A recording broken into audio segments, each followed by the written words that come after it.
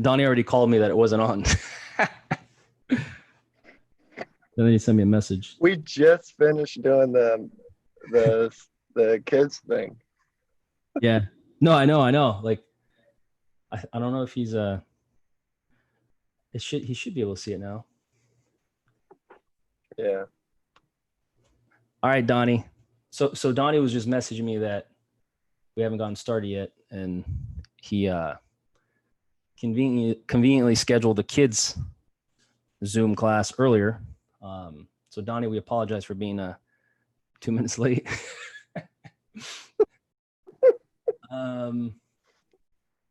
We'll just get started. No one's really watching. Usually watch after, but we waited a few minutes last time.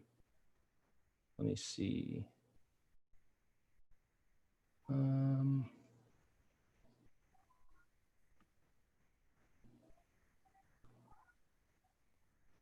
Hold on, Johnny. Give me a second.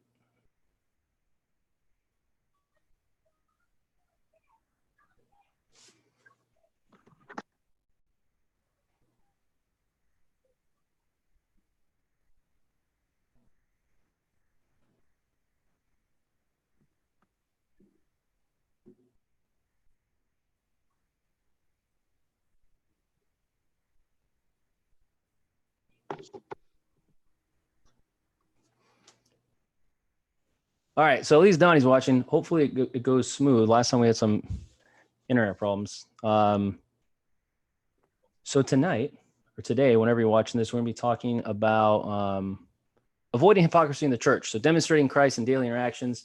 If you don't know Johnny Bell is going to be chiming in, and we will discuss a few things that he's done. Very good. What's that? That was very funny. Johnny Bell will be chiming in like a bell. Was that like a Johnny joke? No, it was Johnny and Gabe joke, I thought. All right, so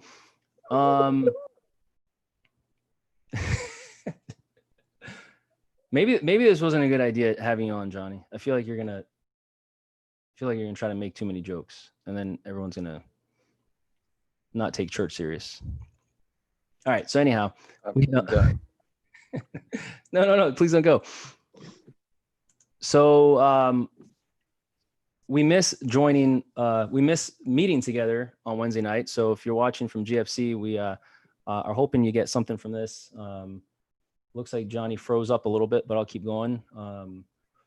So we're going to start in Colossians 3:5-10. So put to death, therefore, whatever belongs to your earthly nature, sexual immorality, impurity, lust, evil desires, and greed, which is idolatry. Because of these, the wrath of God is coming. You used to walk in these ways in the life you once lived, but now you must also rid yourselves of all such things as these: anger, rage, malice, slander, and filthy language from your lips. Do not lie to each other, since you have taken off your old self with its practices and have put on the new self, which is being renewed in knowledge in the image of its creator. So there's been a lot of really difficult things obviously going on in our world lately. And I don't want to make this like a political lesson or a divisive lesson, but the reality is that there's a lot of divisiveness, not just in the world, but in the church. And so one of the things that we discussed the other night with the high school kids was social media. And so we'll talk a little bit about social media and how social media is a really easy, trap to fall into. There's something that we'll discuss in a little bit, but so we were talking about hypocrisy. So I'm a hypocrite. I spend too much time on the buy sell trade pages. I also take too much time on my turn while playing rummy. So that's a little joke for Danielle, my sister-in-law, who's amazing. And so what I'm trying to be funny about, but it's not really working right now, is that as we interact in our daily lives, there's always some form of hypocrisy. There's things that we take opinions over, and there's things that we debate, and there's things that we might say that it's just silly stuff. So the other night we were playing rummy, which I just learned how to play, and it was a pretty cool game. And I was taking a long time on my turn, but I had just criticized my amazing sister-in-law for her taking too much time on her turn. And so, yeah, it was kind of hypocritical. And so some people don't really realize the bigger picture in the hypocrisy in the church. And so it's one thing to kind of be hypocritical in your daily joking interactions with friends and family, but that's not what we're talking about. So we all need to be a lot more focused and productive with our time to glorify the word and share God's love. So I'm not really talking about the little minor hypocrisies that we kind of, are all guilty of throughout the day. But the bigger ones that are really essentially, I don't want to use the term killing the church, but I mean, there's a lot of people that are not really impressed with Christians today for a variety of reasons. Sorry, Donnie's texting me again. All right. And so the destructive hypocrisy that I'm talking about is divisive speech because of differing political opinions. Obviously, I feel like that's an everyday thing. Cowardly social media comments that everyone can see, responding to Black Lives Matter with all lives matter, not using your talents to serve your fellow man, and not just church members, going out and serving your fellow man, tithing but not serving in whichever capacity you can, and not speaking up for the oppressed, basically not doing what Jesus tells us to do like a million times in the Bible. So a lot of people like to, kind of tell everyone their opinion, but it's obviously not, it's often not backed with their biblical beliefs. And so when we have these troubles, when we have a lot of things going on, we often tend to forget that our answers are in the Bible, and our way to salvation is through the Bible, and our way to loving each other is through the Bible. And so people kind of just take it upon themselves to preach their own opinion and their own criticisms, but they forget the teachings of Jesus, and they forget what Jesus wants us to do, which is kind of crazy because we're Christians. And so when I see hypocritical Christians, it's really difficult to deal with that. I think a lot of people that see that don't know how to handle it, and don't know how to speak up, and don't know how to change things. And that's something that I was discussing just the other night with my family, where it's like, hey, there's going to be times where we have to challenge one another. We're going to have to call each other out. We're going to have to make comments that make us feel uncomfortable. Because if we just stay silent on the hypocrisy, we're not following the teachings of Jesus Christ. And so Matthew 23 through 24 says, "Woe to you, teachers of the law and Pharisees, you hypocrites! You give 1/10 of your spices, mint, dill, and cumin, but you have neglected the more important matters of the law: justice, mercy, and faithfulness. You should have practiced the latter without neglecting the former. You blind guides! You strain out a gnat but swallow a camel." When I was preparing this, the strain out a gnat reference comes to when the Pharisees would spend a lot of time, they wanted to drink their water, and they wanted it to be extra clean. And so they would spend a lot of time straining out every little gnat that would settle in the water. And they were kind of missing the bigger picture of being nice to people. Johnny, are you still with us? Did you want to share anything? Yeah. Go ahead. Well, when you're reading that verse, it made me think of another verse, and I don't recall what chapter, what book it's in. But it's the same idea where it talks about, seeing a piece of dust in your brother's eye, but you don't see the plank that's in your own eye. So sometimes we get so busy with seeing what other people are doing wrong, that we're not even looking forward at the own path that we're traveling. And we may be walking into a tree or walking into a trap. So. Yeah, no, that's exactly right. They're very similar. Examples or metaphors or parables, whatever you want to call them. And I thought of that too. So when we were discussing this topic with the high school kids last week, social media is one of those things where we can be productive with our comments. Like I said, I'm a hypocrite. I'm guilty of, I'm one of the cheapest people I know. And I think Donnie Dillon, if we're not tied for first place, I'm a close second place, but we're both really cheap. Like I spend too much time looking for bargains, stuff that I don't even really need to be looking for. I know people give stuff away for cheap. I just got an amazing deal on some recliners the other day.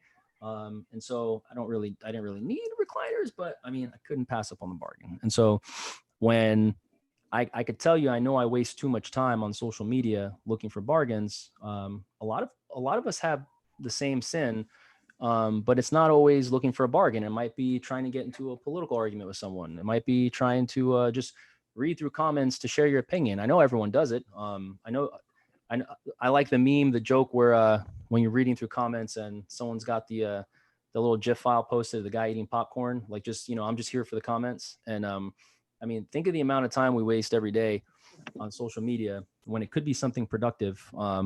Sharing a Bible verse. It's as simple as sharing a Bible verse. It's as simple as leaving a loving comment to someone who's trying to instigate a keyboard fight. There's a lot of things that we could do where we could walk away from the hypocrisy and try to spread Jesus's message a little better. These are some verses Johnny picked. Did you want to discuss any of these, Johnny? Can you see them? Do I need to make the screen bigger? No, yeah, you're good. I can see them, and I also have them. So when you were saying that about spending time on social media, about 2 or 3 weeks ago, a buddy of mine sent something about people, about being purposeful and having goals, and not so much from the spiritual lane, but there are spiritual applications. And one of those 10 points, one of them was minimizing and limiting your social media time, because that's time that really we're wasting, we, including me, that I could be doing something more productive and beneficial with. And when I'm wasting time scrolling, then I'm not really looking for ways to focus on God, and so instead of spending that time sitting there scrolling, that's time that I could be spending on my knees in prayer, asking for God's guidance. Right. Yeah, exactly. Agreed. So one of the reasons why I wanted to bring Johnny on, because he's not only one of the most humble people I know, but he's also very focused when he wants to be. Funny. He's not funny, and very funny. He really is not that funny, but he likes. He's been trying for a long time, and so I got to give him some credit in his focus, at least, because the humor is still something we're working. Perseverance. Yes, perseverance is excellent. Johnny's the most. What's the word? I don't know. Persistent. Johnny, yes, the most persistent person. So Johnny recently wrote a book. I would know. Johnny recently wrote a book, which, I actually know just a couple of people who've written a book, and to know, if you would have told me 10 years ago that Johnny Bell would write a book, I wouldn't have believed it. I wouldn't have thought that it's something he would have done. But Johnny's been able to focus his efforts on something really productive, something meaningful. And part of being a Christian, is when you're putting your focus in Christ and doing everything you could do to, essentially be productive. That's what I equate to it, is using your skills, your talents, your time. Johnny wrote a book, and we're not going to really talk so much about the book itself, but more about the I guess the process and the dedication to applying his focus, to focusing on what it took to write that book. Because obviously it's not an easy task. No one just wakes up and writes a book one day. So Johnny, can you tell us, your prayer life, how you focus, how you relied on God to write that book? Well, as I went through the process, there's one quote that kept going in my head over and over again. And it's work as if everything depends on you, but pray as if everything depends on God.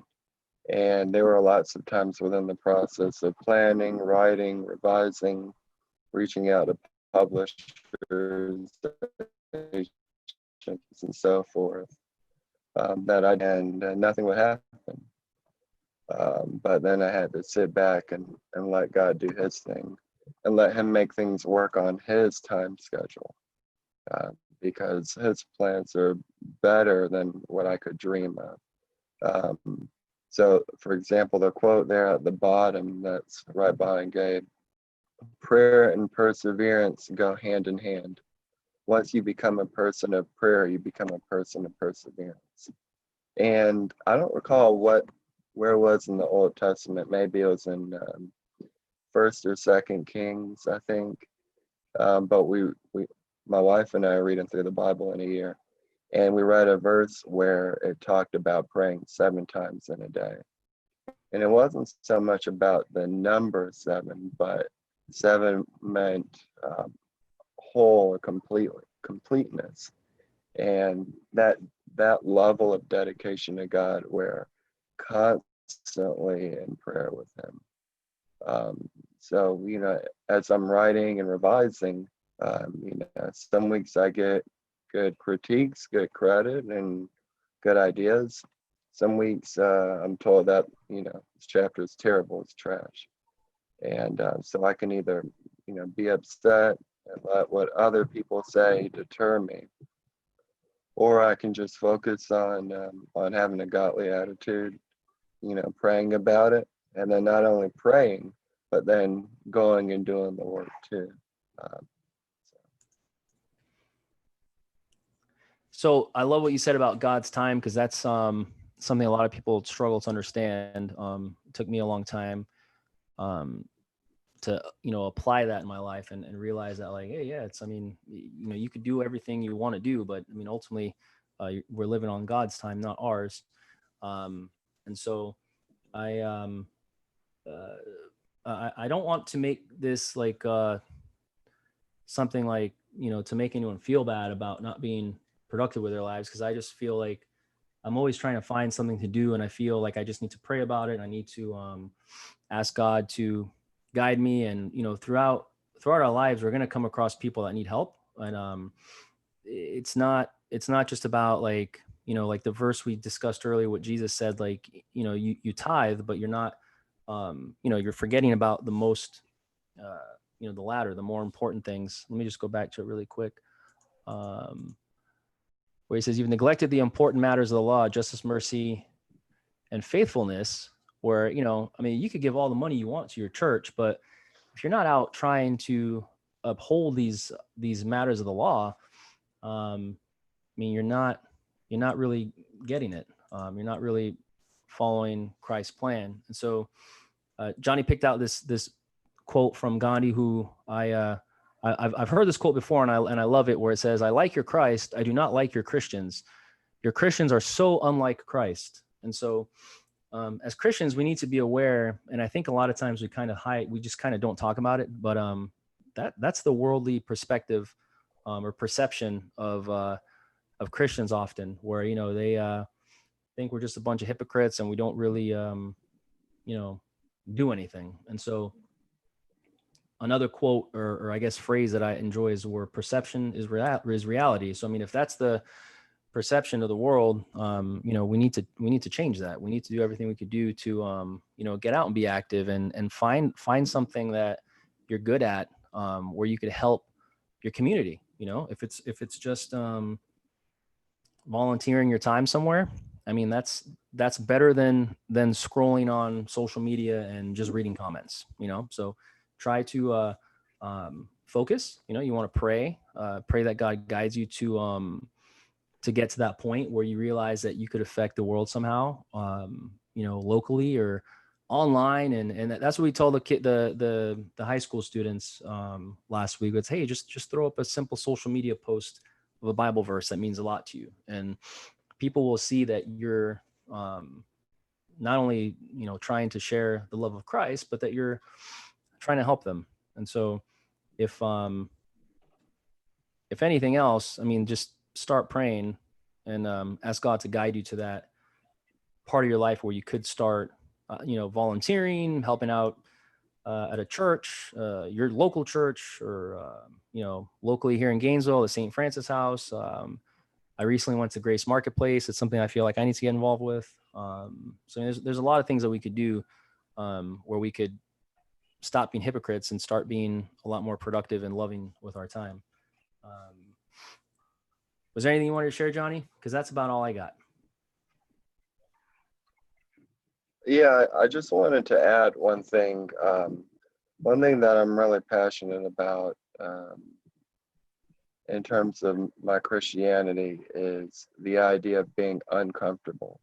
And, a lot of times that there are opportunities for us to do something, say something, but we don't want to, or we choose not to, because it puts us outside of our comfort zone. We may feel unsafe. And the safety that's between you and God. But I know for me that if I'm in a situation where everything is a-okay and it's not challenging me and making me uncomfortable, I feel like I'm not being pushed to a new level of growth. And for me, I believe if I'm not trying to grow or being pushed, then I'm going the other way. There's no lukewarm, there's no maintaining. It's got to be either increasing my closeness to God or it's decreasing. And if I'm challenging myself and I'm uncomfortable, then I feel like that's when I'm really being pushed to get closer to God. I love that, Johnny, because that's I'm not trying to steal your thunder, but that's something that kind of drives me too, where I feel like I constantly feel like I need to be progressing. I always want to move forward. I don't like being where I'm at. And it's not just because I get bored. It's like I feel like I need to do more. And it's not like I need to do more to build wealth. I need to do more to help people around me however I can. And so once I realize that I want that and I don't know how to get there, I pray, I ask for guidance, and God will throw 1,000 opportunities at you if you pray for it. And I love what you said, Johnny. I hope help people watch this, because it's the first time I do a Zoom through a YouTube, and I'm confident the connection was probably bad. Who knows? We'll see.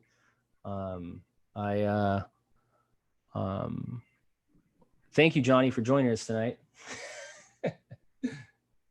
Thank you. Yeah, that was really cool.